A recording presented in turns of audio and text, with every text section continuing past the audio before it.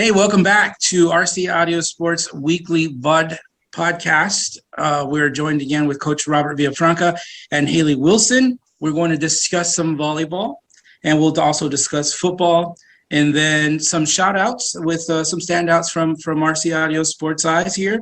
And then we'll get some final thoughts coming into this upcoming week. Let's start off with our volleyball game. We had a great matchup between the Harlandale Indians and the McCollum Cowboys on the volleyball court. So, Haley, you guys were there. You guys did a great job. Let's talk a little bit about that volleyball game.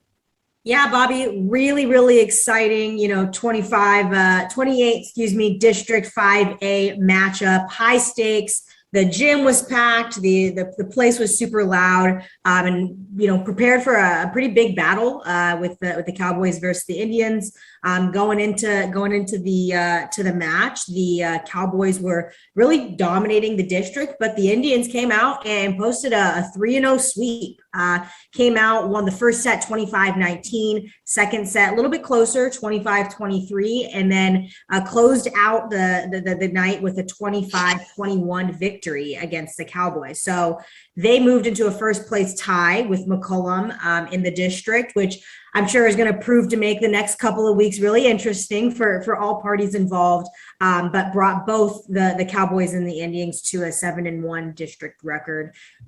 We had some couple of standout performances at the game, and I'm sure Coach Villafranca will speak to some of the amazing, plays that we saw during that night. But Harlandale's offense was really led by sophomore setter Kayla Reyes. She had 38 assists, 12 digs.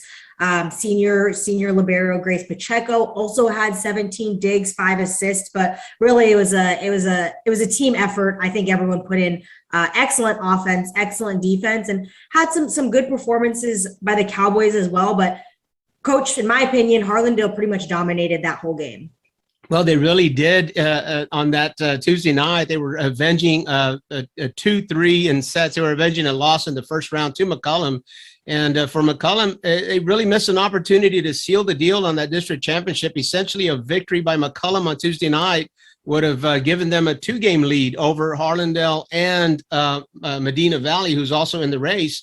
And a 2-game lead with 6 games remaining would have just about sealed the deal on that district championship. But McCollum falling to Harlandale in that match puts a race up for grabs now. And of course, Harlandale and McCollum in a tie, 6 wins and 1 loss apiece in that after that match. But as you said, some outstanding performances. Dominique Guerra, the libero for McCollum, in a losing effort. She had 24 digs. Some of those were just incredible. I don't know how she got to some of those, but you know that when McCollum and Harlandale ever face themselves in a court or field or a track or anything in competition, you know that they're bringing their best, and both teams really did.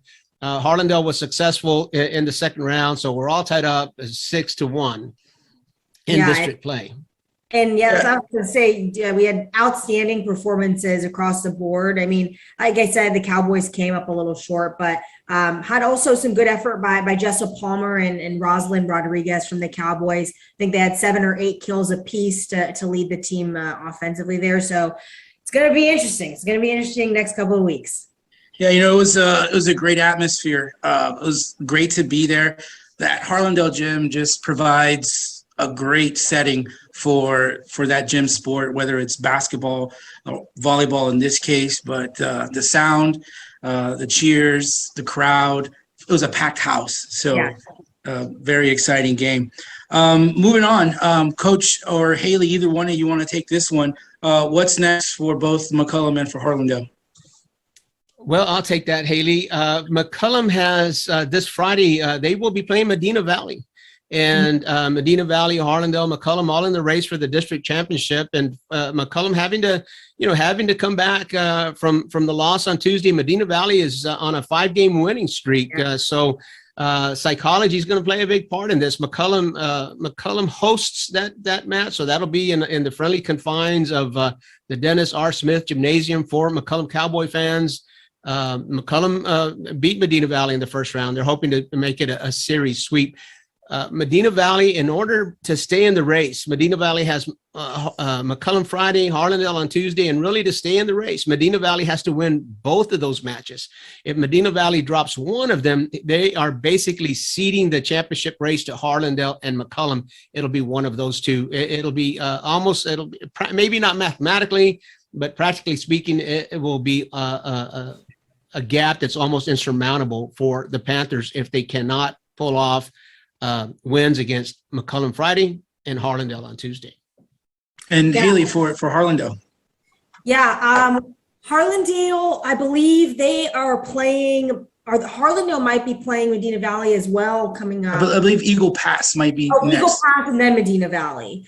And so, I mean, if I'm Harlandale, I'm excited coming off of that win. I feel like I've kind of regained control and can actually write my own destiny. I don't have to wait and wish and hope for specific teams to drop sets or drop matches and come down to tiebreakers. So I know Coach from Harlandale was really enthusiastic about getting back into the gym, not letting this one win, make them, ride out the high for the rest of the season. It's one win. It came, it happened. And now it's, time to focus on what's next and hopefully, gaining that top spot in the district. 28-5A observers, Haley, can really look to this game as a little bit of a trap game for Harlandale. They can fall into that trap of celebrating that victory on Tuesday and then looking too far ahead to Medina Valley on Tuesday. But Eagle Pass win, very tough on their own home court, and Harlandale would be well advised to not overlook these Mavericks. Their district record aside, they can be very tough on their home court, and it's psychologically tough for the McCullum Cowboys coming off of a loss. But there's some challenges too for the Indians coming off such a big victory, such a big high. To rehumble yourself and get back out there because nobody's giving games away in district play. Yeah. Well, just like any coach would say, celebrate the win for that night and forget about it. Get ready for the next one. Let's transition over to football. There's a couple of games this week. The Harlandale Indians and the McCullum Cowboys both had a rest week last week, so we were not bringing you any games. Those teams were not on the field. So they'll be coming into a game, both teams well rested. Harlandale will be at Seguin. Coach, Harlandale at Seguin, that's going to be a good one. It will be a good one. And Bobby, as you said, 28-5A had a bye week last week, so there were no 28-5A. I beg your pardon. In football, we're 12-5A Division I. 12-5A had a bye week last week, so the 12-5A football teams did not play a district game. However, Seguin filled their bye week with a game against Lavernia, so they're not coming off of an off week. Harlandale has a couple of weeks to prepare for Seguin. Seguin had Lavernia in their off week. Seguin, for whatever reasons, sometimes it can be a scheduling reason, but Seguin did not play week 4. It could have been a matter of them not getting an opponent or maybe having to travel too far. It might have been a matter of convenience. But regardless, no off week for Seguin, no district game, but no off week. These are a couple of games. Seguin is 2-0, and they've beaten Vets Memorial. They've beaten New Braunfels Canyon. Harlandale is 1-1 with the victory against Kyle Lehman and a loss to Vets Memorial. Vets Memorial being the common denominator. And Seguin beat Vets Memorial 23-21. We streamed the game from Harlandale. Harlandale fell a little bit short to Vets Memorial in a 21-28 ball game. So the transitive property of sports might tell you, might indicate that this could be a very close game. But yeah, Haley, in order for it to stay close, Harlandale's is going to face a very balanced attack. Troy Fallgott, the quarterback for Seguin, is quite efficient and has a 50 plus percentage, 54, 55 completion rate, and has thrown 12 touchdown passes already this year. They can run the ball very well. Harlandale's front seven has been a strong point so far. They'll have to stop the run, but they're going to have to use that front seven also to put pressure on the Seguin passing game. But this is a very balanced attack. It promises to be a good one and very important, of course, as all district ball games are to the Matadors and the Indians. Yeah, Haley, you actually were at that game with us doing the Vets Memorial Harlandale game. You saw the Indians with a very slow start, but then late. Yeah. They ran out of time basically. Yeah, and it was not looking, as promising as we would have loved in the beginning. But as you get the final score indicated, the Indians fought till the very end. In fact, they fought till the last play of the game. They had the opportunity to tie up the game. I know quarterback Joseph Rodriguez was looking long, I think, in that last initial play of the game. But like Coach Villafranca said, I think this is probably going to end up being a close one, just looking at previous scores. I mean, I know Coach talked a little bit about some of the standout for Seguin, but I mean, expect to see great performances from the Indians as well, from, Saxton Langenberg, Andrew Perez, Joseph Rodrigo, and expect it to be a close matchup as a lot of these games tend to be.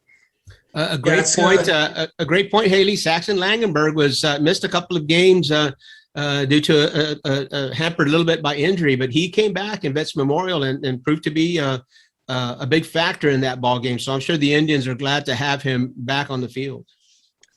So that leads us up to the game that we will be at this Friday, tomorrow, or as you're watching this, probably later on today. It will be the Canyon Cougars coming in to Harlandale Memorial Stadium, taking on the McCollum Cowboys. Yeah, and so this game's an exciting one for the district because both teams are 0-2, so someone's notching their first win in district play tomorrow night or on Friday night, whenever you guys are watching this. But expect it to be a pretty tight matchup.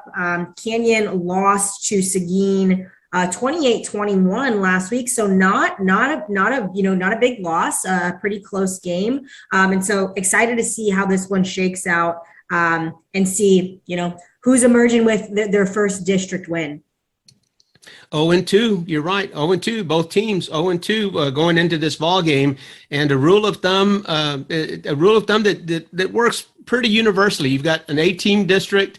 You've got 7 games. 4 games will get you into the playoffs. You got to be better than 4 teams. 4 wins will get you into the playoffs. So with only 5 games remaining, it's getting close. It's maybe not mathematically a must-win game, but we're clearly getting into the must-win phase of the season for Canyon and McCollum with 0-2 start. So this is, again, maybe not mathematically a must-win, but it is a big game for both programs.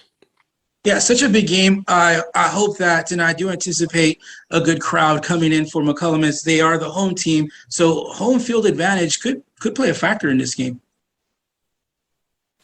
As it always can, Memorial Stadium can get it can be an exciting place to play if the crowd gets loud and the crowd believes in their team, and a much improved McCollum team. No reason for the McCollum fans and the New Braunfels fans, not that far of a trip. Come on down, and it can be a very electric environment. Yeah, Coach, you talk about an improved McCollum team. Second-year coach, Carl Klon, took over the McCollum Cowboys last year during a COVID year. So, you can't hold that kind of a year to any coach for that matter, whether you've been there 5 years or not. It was just a year that was weird for everyone. But Coach Klon now, he has a couple wins under his belt. He's got his team believing. Talk about, Coach, some of the McCollum leaders that have made the difference this year. Well, the big thing that I see on the McCollum roster is that it is very senior heavy on both sides of the ball. So these are groups that we've mentioned that on some of our video streams as well, that these kids, as every senior group across the world, across America for sure, has had to hang in there through a very tough year last year. But this group really has. They've stuck together. Seniors all over the field. I think there's there's 2 on the sophomore side that are not the seniors, maybe 3 over on the defensive side. McCollum is full of seniors. Sean Tejeda, maybe the quarterback, you could point to him as the leader by position, by senior, by effort. Sean Tejeda plays a big part in leadership there. Isaiah Leffler is the running back. You've got Gavin Hawley, also a receiver, Gary Escobar, who plays both sides. But I mean, you could really go down the list and just read class of 2022 for McCollum, just very senior heavy. And it's really a luxury for any coach. I'm sure that Coach Klon enjoys that kind of leadership. Yeah, and I mean, speaking from a former athlete's perspective, and I know you guys, both are in it as well, but there's nothing as exciting as playing with that same group, just the bond that you form over playing with each other for 3-4 years is, I think it really adds an extra layer of chemistry. Not that, you can't be close as a team with new folks coming in or out, but I just could imagine that the bond is really, really strong amongst the Cowboys, especially after such a difficult COVID year last year. Like you Yeah, good point. Well, it's going to be the Cowboys and the Cougars Friday night. The kickoff time is at 7 o'clock. Of course, we will have that for you on RC Audio Sports YouTube channel. We will start our production at 6:40. So make sure you log in from anywhere you're at, really just on YouTube. So we look forward to seeing you guys there. That's going to do it for football talk. Coach, I know we have we talked about, we're going to mention some of the standouts, and we want to get some shout outs to some of the people in the district that are athletes and doing good things. Well, I've got a couple, Bobby, and during our stream Tuesday night from Harlandale High School, we paused and we were in awe at the national anthem, and we promised you that night that we were going to get the name of that singer, and we found that it was Bethany Garza. We actually have a clip on our Facebook social media account if you would like to go back and revisit that. But a big thank you to Bethany Garza, a junior at Harlandale High School, for singing the national anthem. It was the crowd. You could have heard a pin drop. The crowd was just silent listening to it. It was a beautiful rendition. And also one more shout out, if I may. I get a double on this first time. I'd like to give Marcus Herrera, a senior at Harlandale High School, a shout out. He is part of the mariachi group there at Harlandale High School. He's just qualified for the regional band, and he's going to advance to compete for a state level competition. But besides his mariachi participation, he also wears number 87 for the Harlandale High School football team. And so he'll be traveling to Seguin and playing some football this Friday night. So Marcus Herrera, that's my shout out. Bethany Garza, national anthem, she's my shout out as well. Well, maybe we could get a grito from him at some point. There you go. Or maybe we can get Bethany Garza and Marcus Herrera together, and maybe a serenade. Oh, there you go. And Haley? For my shout out this week, it was my first time getting to watch a Harlandale McCollum volleyball game. First time even being in the Harlandale gym, so I had a really, really good time. But I think that the night and the performance was really, really capped off by McCollum senior libero Dominique Greta. We talked about her a little bit earlier in this vodcast, but I never played volleyball. I watch a ton of volleyball. All my best friends in the world play volleyball, so I watched 4 or 5 games a week, and she just was outstanding. I mean, some of the digs, the dives that she was doing, Coach Villafranca and I were like, our mouths were dropped as we were watching the game. So this week, I'm going to give my shout out to Dominique and hoping that she can continue to dominate and hopefully get the Cowboys back on track for the rest of the season. Well, all right. That should wind us down. Any final thoughts? Coach, I'll give you the floor. Open up whatever you want to talk about on our final thoughts here, maybe 30 seconds. Well, I've really missed last Friday night. I'm really looking forward to getting back on the football field there at Memorial Stadium. We're in the press box, if not on the football field, actually. But I've missed the football action and ready to get back. Haley? That's all I got. I'm going to be out. I know all the listeners are going to be really upset. I'm not going to be on air tomorrow night, but all bearing a great wisdom tooth removal next week. I'll be back at the game next Friday night. So, all right, cool. We'll try to hold it down for you, Haley. We're going to miss you for sure. There you go. Definitely. Oh, that's going to do it for this RC Audio Sports podcast. I want to thank, of course, all of our sponsors that are involved with this. Our main sponsor, Desi Martinez with Martinez and Associates, Ampar Golf, Ray Garza, State Farm, Sonia Flores, We also have Gilly Mendoza with the Gilly International Group. We thank you for that. Also, Motto Mortgage and Superior Tax Service. So we thank all you guys for helping us get this out to everyone. So thank you, and we'll talk again soon.